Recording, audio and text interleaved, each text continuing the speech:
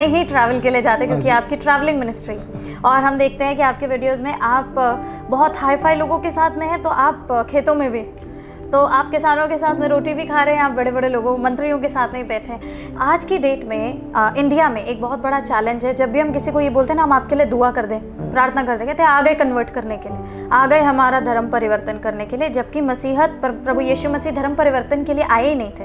तो आप आज जितने लोग देख रहे हैं उनके लिए इस बात को क्या कहना चाहिए, क्योंकि आज की डेट में प्रार्थना कर देंगे यही एक बहुत बड़ा क्वेश्चन बन गया है। देखिए ये बहुत बड़ा सवाल है जी। इसके लिए मुझे अलग से आधा घंटा चाहिए। जी जी। लेकिन चूंकि आपने सवाल इंटरव्यू में रख दिया है तो मेरी जिम्मेदारी है कि इस पर मैं अपने विचार रखूं। जी जी।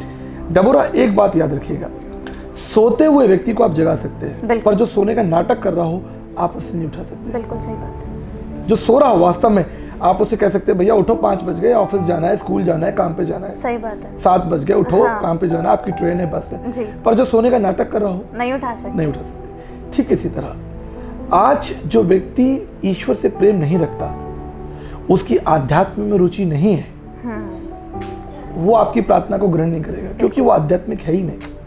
जैसे चुंबक चुंबक को खींचता है, लोहे चुंबक को उनकी एक प्रकृति है। एक आध्यात्मिक, जैसे एक शराबी को खींचता है, बिल्कुल ठीक है, एक संगीतकार को खींचता है। जी। तो अगर कोई व्यक्ति ईश्वर में रुचि रखता है तो वो उसके साथ संगति करेगा। पहली बात। दूसरी बात, प्रभु यीशु मसीह यहूदी थे, उन्होंने पूरी बाइबल में किसी यहूदी धर्म का प्रचार नहीं किया। बिल्कुल।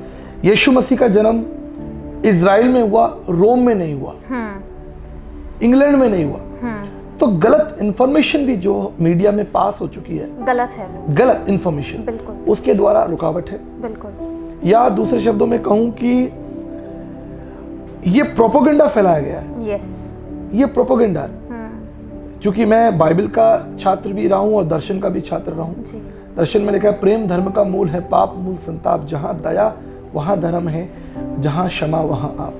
जहां प्रेम है, जहां दया है, जहां क्षमा है, वहां परमेश्वर है। और प्रेम, दया और क्षमा का समीकरण प्रभु यीशु मसीह, वो जीवित है, मृत्यु पर जीवंत है, इसलिए हम उसके नाम से प्रार्थना करते हैं। और लाखों करोड़ों लोग, ऐसा नहीं है जो लोग नेगेटिव हैं वो केवल 5% है। बिल्कुल।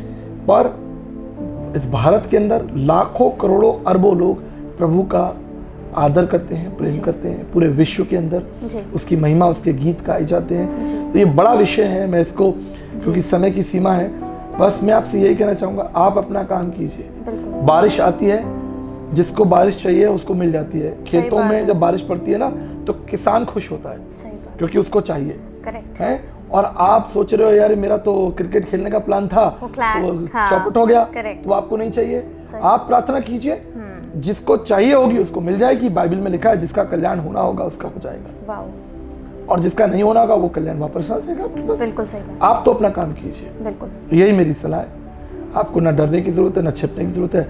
लोगों से पूछे, प्रभु यीशु मसीह में लिखा है प्रकाशित वाक्य 3:20 में, मैं द्वार पर खड़ा खटखटा रहा हूँ।